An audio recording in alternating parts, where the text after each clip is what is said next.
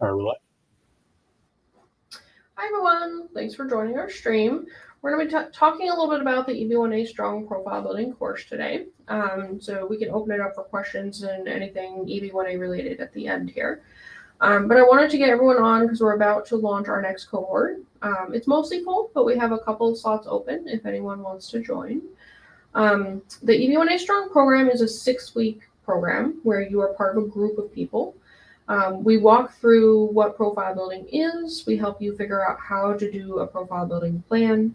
And then we give you a bunch of activities and a bunch of personal advice and networking advice and anything that you need to kind of jumpstart your process.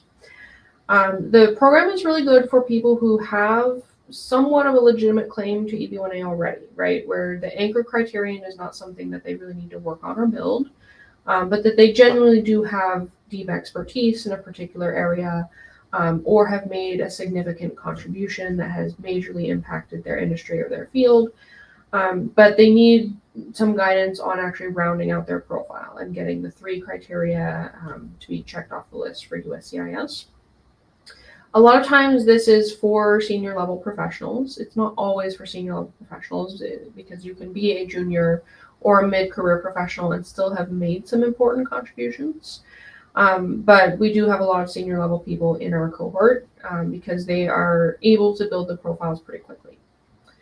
The goal with EB-1A Strong is to jumpstart your profile building process within 6 months or within 6 weeks, but then have you fully ready to file within 6 months. Not everyone is going to do that. Everyone can develop on their own pace. I do have a couple cohort members from our last program who want to take a year and actually really, really focus in and do a deep dive on some things like authorship, and that's totally fine. I also have a couple members from the last cohort that are pretty much ready to file their EB-1. The 6 weeks gave them enough opportunities, and now they just need to finish those opportunities. So we're thinking about maybe initiating in May or June. So they were able to do it in less than 6 months, which is really impressive. And then everyone else is kind of in the middle where 6 months is still the goal. People have been able to identify and obtain some really impressive opportunities through the program. And we've been really impressed with the outcomes so far. It's worked really well. So Jason, I think I will go into some examples of the kinds of things that we have people do. Do you have anything to chime in about for the EB-1A Strong program, just overall, or as far as what the goals are? Yeah, I think in the 6 weeks, it's really about understanding that profile building is more than just about applying for opportunities. So we do teach you how to identify opportunities that are high quality, that are legitimate. But then beyond that, we also help you with outreach, which is what drives, at least based on what we've seen with a lot of the past cohort members and past community members as well. Some of them were able to make progress in a matter of weeks and even just like several months. And a lot of them were able to do that because they were able to understand how to use outreach, how to use conversations as a way to capture profile building opportunities that weren't publicly advertised. So that is based on my experience, and that is probably based on your experience too, Amber, what you have seen drive a lot of profile building results. Yeah, definitely. And I think it's what sets our program apart. We are not focused on doing cookie cutter cases where we're telling you to do a huge volume of these activities and then presenting you with a list and just say, check as many off as possible. That's not our approach at all. Our approach is rooted in your expertise. Like, you are claiming to be a top expert in a particular field. So you need to be doing activities that make sense for that particular field and demonstrating your expertise not only to USCIS but to your colleagues who will write recommendations for you. Objectively demonstrating your expertise by getting some of these recognitions and accolades. So we push you, we guide you, and we consult with you, but you ultimately do the outreach, you ultimately do the work, and you decide what works for your career and what will work for your particular situation. So getting into examples of what people have done, I'm going to start by saying not everyone goes for authorship. We do not have everyone write papers in our cohort. I'd say about half of people do choose to write papers, and it is a really good way to build the profile, but it just doesn't make sense for everybody. So we focus not only on authorship, but we also focus on getting judge roles, getting memberships, getting some media attention or media acclaim. And then we will help you to gather documentation for leading a critical role or original contributions. Awards isn't really something we do for profile building, but some people can apply or push for a particular award that is prestigious. So we would help you identify that and encourage you with pushing that forward and networking to make it happen. Our program is unique in that we are really guides for you to help you realize, that your efforts that you put into your career can be recognized and awarded by other people in your field. 6 weeks is enough time to go through everything. So 6 weeks gives you the foundational knowledge. But we probably start to see progress around week 4. So around week 4, 5, and 6 is when people start to actually have gained things on their profile. We've had a bunch of cohort members judge some top hackathons. We've had some cohort members get involved in leadership roles on committees that are in organizations that are very, very niche to their field. So we're not just focused on IEEE and other things like that, although for tech professionals, we do recommend a lot of opportunities in IEEE. It's even better if you can get on some authoritative committee where you are setting standards and best practices and everything for your industry. And we've had some cohort members successfully get on those kinds of committees because we push them to look for it and network to get their way onto those committees. We had one person join the organizing committee of one of the top AI conferences. That was really, really cool. And it actually happened super fast. I think within the first couple of weeks of us putting on the EB-1A Strong program. And then people are doing things like writing articles. Some of them collaborate together if the fields match. We invite people into these cohorts from a wide variety of fields, so not everyone's field is going to match. But we've had a couple people in past cohorts who were able to co-author an article that was really relevant and explaining some very niche thing that I don't fully understand in the development of AI in the field. So there are some collaboration opportunities that arise as well. For media, media is always an interesting one, and it is actually something I recommend that a lot of people at least look at, even if they don't ultimately end up claiming it on their petition. Another thing that sets our program apart here is that we don't have a lineup of publications where we just have you submit profiles to be published. We don't encourage you to go for paid media, and we don't usually encourage PR agents either, although it is an option if you wanted to work with someone. What we do encourage is that you build your media profile by getting quoted as an expert. And then the more quotes you get, the more features you will get later on. It doesn't work for everyone, so some people never get quoted, but a good number of our cohort members actually do have some solid media mentions. So I would say about half so far, looking back from October to now, have some kind of media profile that they can submit for their EB-1A. Some of them have been interviewed by reporters who are working for top publications. Others have, excuse me.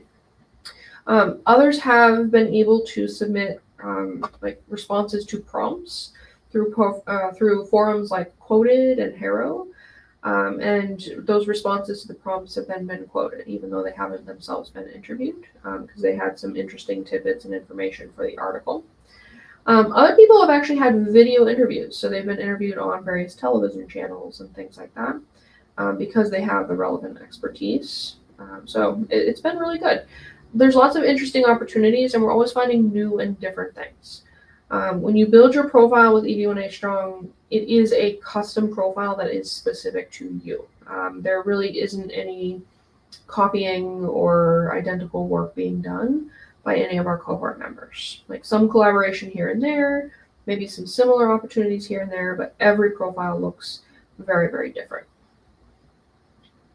All right, Jason, anything to add as far as how this goes or the opportunities that people have received already through the program?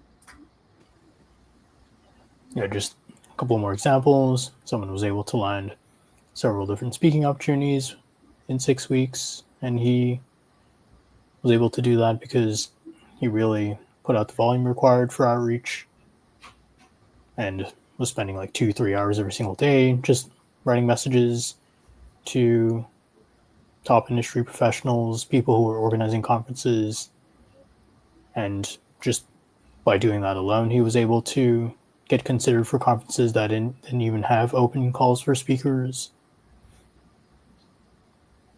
Yeah, that was an example of someone who really expedited things. Like they came in and did not have a basis for EB-1A yet. Obviously, they were a top expert in their field, so they had a really strong claim to critical or leading role and a high salary as well. But they hadn't done much outside of their particular job. That one, he did a lot of work on his profile. And I will say the more work you put into it, the faster you can go and the better opportunities you will get just through sheer volume. You don't have to put in that much work. Like if you were on the call thinking I don't have 2 hours a day to dedicate, that is okay. I will say he probably did the most out of all of our cohort members. I do think he has one of the best profiles of all of our cohort members as a result, so it does pay off. But you can set a longer timeline, like a couple of people who have set a year goal and are making steady progress. So just keep all of that in mind. It's really exciting when people put in the work and then you can start to see progress even in week 2 or 3. But even if you make more steady progress, as long as you were doing outreach, which is essential, super, super important, most people have been able to get some opportunities by week 4 or 5.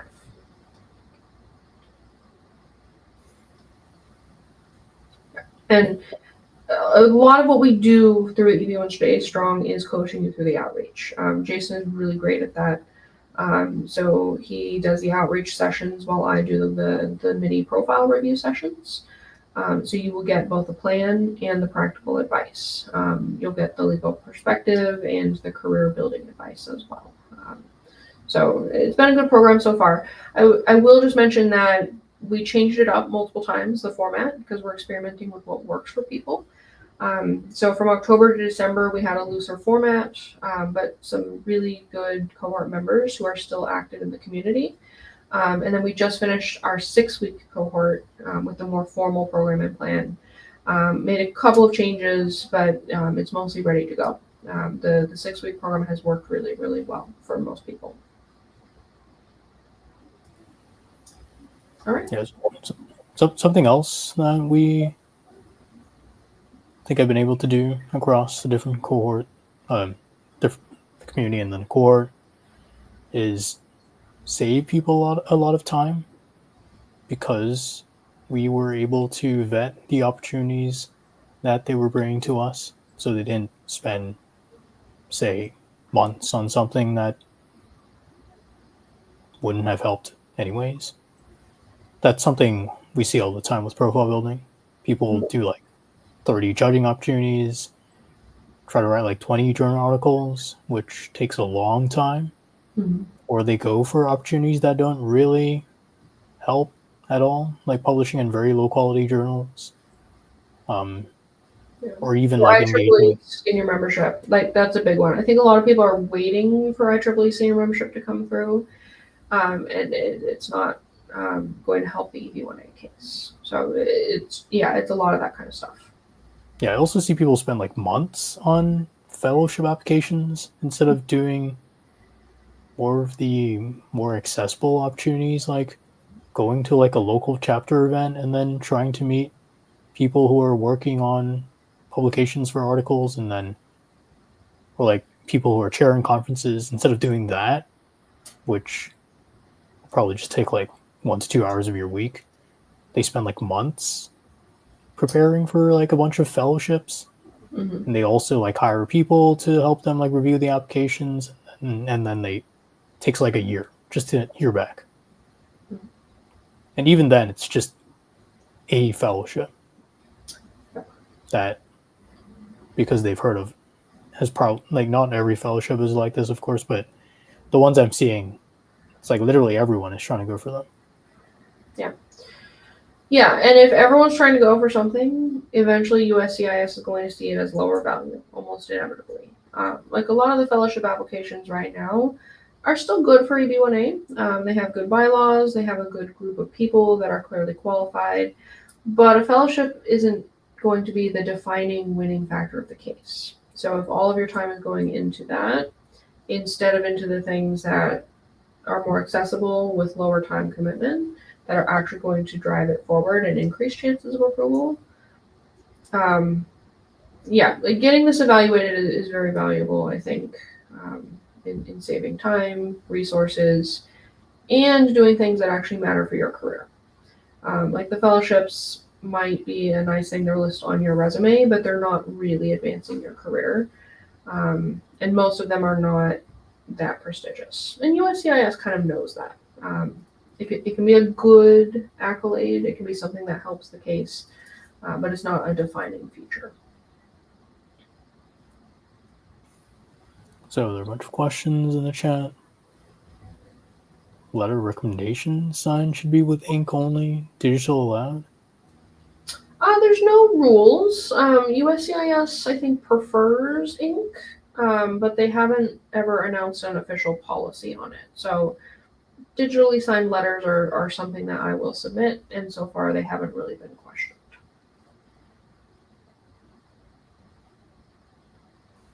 Is there a way to expedite the process if the case is approved and waiting for interview date? So if you're just waiting for an interview date, then maybe if you have some circumstances, but most people are waiting in the backlog. And that's not just waiting for an interview date, that's waiting for your priority date to become current so that then the interview can actually be scheduled and the process can proceed. There is no way to expedite the process through the backlog. The backlog is set by Congress. There's no way around it except for marriage to a U.S. citizen. So unfortunately, I think the answer to your question is no, but it depends on what you mean by interview date. Not sure this is a question. It's not showing up. That's weird. Oh. Yeah, not sure what that is. In regards to final merits, what is important? It depends on the officer. So some officers think you meet 3 criteria. They're not really going to question final merits unless there's some glaring reason to do so, which I think is the approach actually that is closest to what Congress did in the INA and what the regulations say. So there's a large group of officers that does it that way. There's another group of officers that takes it very, very seriously, almost as a whole second set of qualifications, and they will go through your profile and they will pick it apart and they'll analyze each piece of evidence and tell you why it's not extraordinary. So final merits, it's important for you to be able to emphasize enough quality facts in your petition to show that you have risen to the top of your field.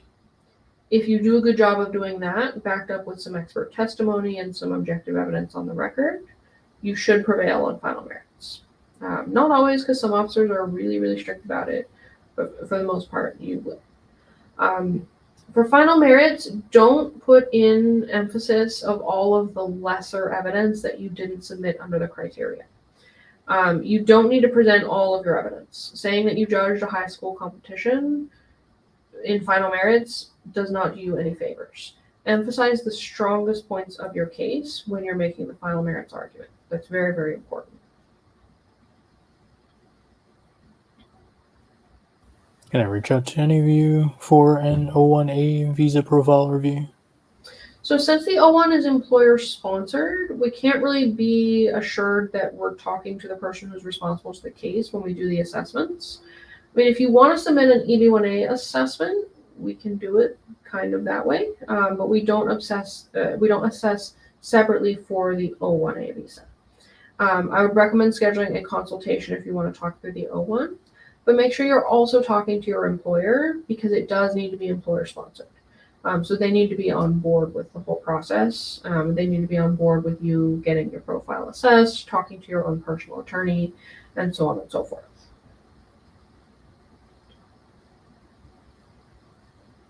What happens if you have publications only through your university, but you don't have publications with journals? Is that valid evidence?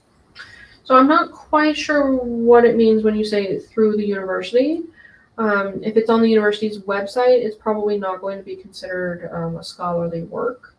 But if the university puts out its own kind of journal or magazine or publication of some kind that could be considered scholarly, then those articles would work and they would be valid evidence.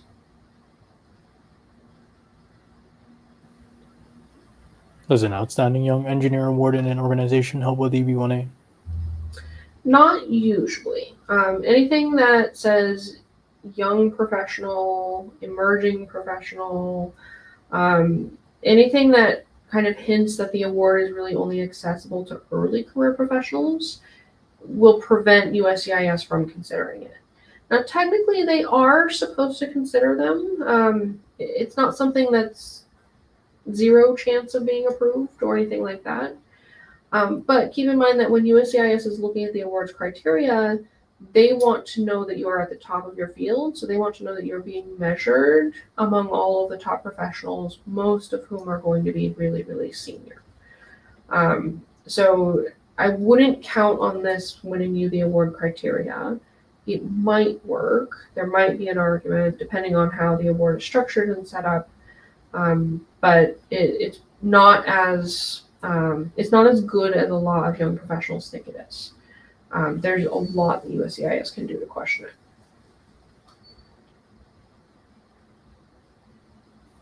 How many citations is advisable for EB1? I have 24 peer-reviewed, but low citations. Yeah, so it depends on what you're using the authorship criterion for. Are you using it just to get USCIS to check it off the list and grant it towards the 3 that you have to win, so that the really impressive 1 or 2 other criteria that you win can shine and carry the day as far as final merits? Then this is fine. You don't need to do more. But if you are a researcher, authorship is going to be considered a really core and essential part of your case.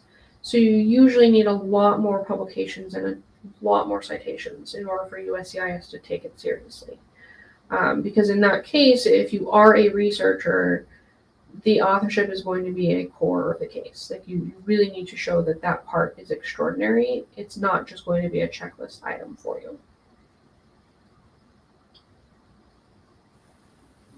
Being in charge of important projects in your company count as being on top of your field if you don't have any participation in conferences or presentations in conferences or publications in big journals? This is for a civil engineer. It can. So this would be under critical role. You can claim critical role, and if you have led some of the biggest or most important projects in the industry, it can be really strong for you. So this can form the basis of an anchor criterion. This is something that can kind of carry the day for the EB-1A case on final merits and for this 1 strong criteria. But keep in mind that an important part of the EB-1A is acclaim, and more importantly, sustained acclaim. So if other people in the industry don't really know about your leadership and participation on these projects, they're not really going to see this as a super impressive or important part of your case. USCIS needs to see that acclaim, and if they don't see that in critical role, you will probably need another criteria. And presentations in conferences and publications in big journals are easy ways to show that acclaim. So that's why a lot of people, even in engineering, will go for speaking, judging, authoring, these fellowship memberships, that kind of thing, because that's the kind of thing that demonstrates the missing piece, which is acclaim. So I don't want to discount this. It's very good for EB-1A, but it's not the whole case. You will need some other elements there as well.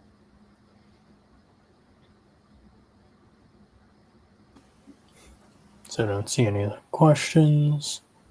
All right. Any final thoughts, Jason, on EB-1A strong or EB-1A in general? There is a question. What is your program to build an EB-1A profile, and what would be the approximate cost to it? So we're going to post a link for EB-1A Strong. That's the name of the program. It's a 6-week program, and right now it's $1,500.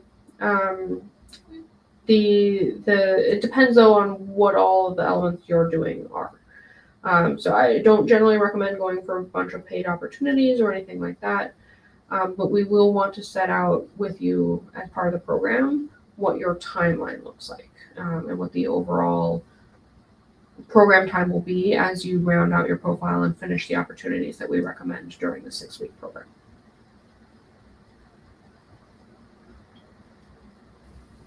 Right. No other questions? Okay. Thank you everyone for joining. Thanks, everyone.